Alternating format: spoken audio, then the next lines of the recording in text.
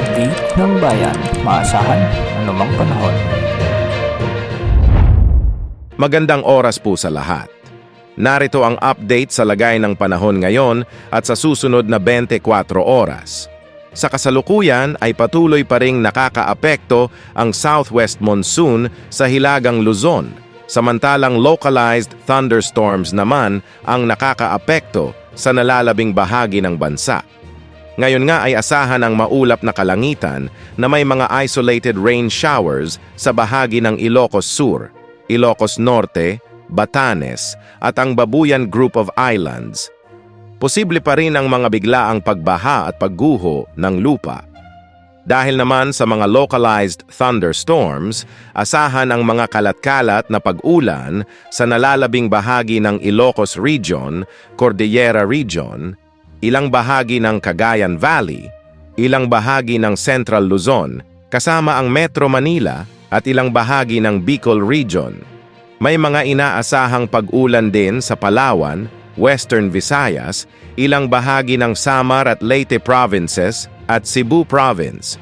Sa Mindanao, asahan din ang mga localized thunderstorms sa ilang bahagi ng Zamboanga Peninsula, Northern Mindanao at Soc-Sargen. Bukas asahan na hindi na gaanong makakaapekto ang southwest monsoon sa bansa at mga localized thunderstorms na lamang ang makakaapekto sa halos buong bansa, lalo na pagsapit ng hapon at gabi. Samantala, mataas pa rin ang chance na may mamuong bagyo sa susunod nga mga linggo ayon sa inilabas na tropical cyclone threat potential ng PAGASA. Posibleng may mabuong low pressure area sa silangan ng bansa at inaasahang papasok ito sa ating area of responsibility sa mga susunod na linggo. Posibleng mabuo ito bilang bagyo sa loob ng PAR.